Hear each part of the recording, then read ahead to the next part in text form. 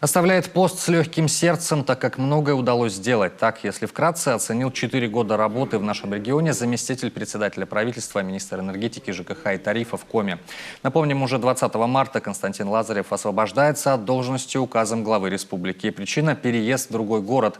В эксклюзивном интервью нашему телеканалу он рассказал, как оценивает период жизни и трудовой деятельности в Коми. Республика Коми – такой самобытный, очень интересный, могучий край, отличающийся от целого ряда субъектов, где мне довелось работать до этого.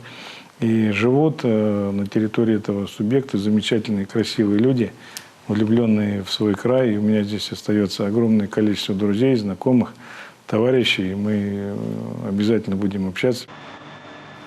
Под руководством Константина Лазарева в Коми кардинально изменился подход к подготовке объектов ЖКХ, газового и энергетического комплексов в период с 2017 по 2020 отмечен снижением числа аварий в системах жизнеобеспечения населенных пунктов региона. В 2015 году я с моими коллегами приступили к выполнению тех задач, которые нам глава республики поставил. И отдельно бы хотелось его поблагодарить за, во-первых, за то доверие, который он оказал мне и моим коллегам, так сказать, дал возможность здесь работать на территории субъекта. Так вот, мы пришли к тому, что у нас Республика Коми находилась в регионах с высоким риском отключения электрической энергии. Мы 2 раза в неделю проводили селекторные совещания с Министерством энергетики Российской Федерации.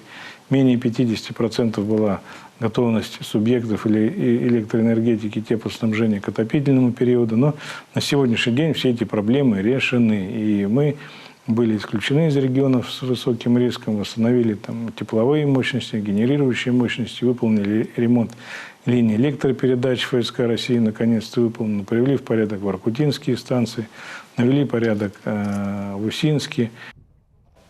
Работа Константина Лазарева в Коми – это и реализация госпрограмм. Благодаря принятым мерам объемы капремонта в многоквартирных домах увеличились в 2 раза. По проекту «Комфортная городская среда» за 3 года благоустроено 311 дворовых и 184 общественных территорий.